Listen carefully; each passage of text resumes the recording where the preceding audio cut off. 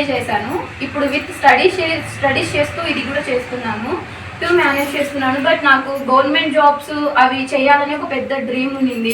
But ఇంట్లో అమ్మకి నాన్నకి ఎవరికి ఇష్టం లేదు నేను ఈ ఫీల్డ్లోకి రావడం అనమాట. సో నాన్న వాళ్ళని అమ్మ వాళ్ళని ఒప్పించి నేను ఈ ఫీల్డ్లోకి వచ్చాను.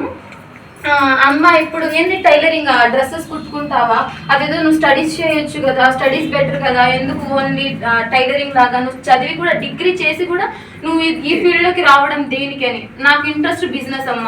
సో నేను ఒక బోటిక్ ఓపెన్ చేయాలి, మేడం లాగా ఒక క్లాస్ రన్ చేయాలి. నేను తిరుపతిలో ఇలాంటి క్లాసెస్ లేవు మ్యామ్.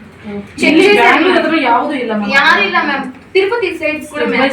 సో నాకు ఒక పెద్ద డ్రీమ్, నేను కూడా ఒక మేడం లాగా ఒక చిన్న రూమ్ తీసుకొని ఒక చిన్న బిజినెస్ ఒక 5 మెంబర్స్ ని స్టూడెంట్స్ పెట్టుకొని నాకు వచ్చింది నేను చెప్పాలి. సో అలా నేను ఇంక్రీజ్ చేయాలని నా డ్రీమ్.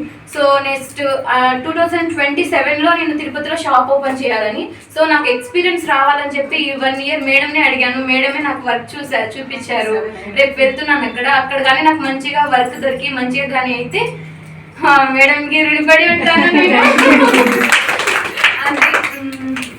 నా డ్రీమ్స్ చాలా ఉన్నాయి.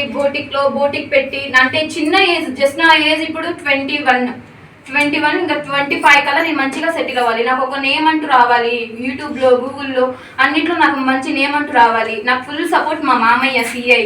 సో మామయ్య సపోర్ట్ వల్ల నేను బిన్ని ఇన్స్టిట్యూట్కి వచ్చాను. I'm so happy ma'am. Thank you ma'am.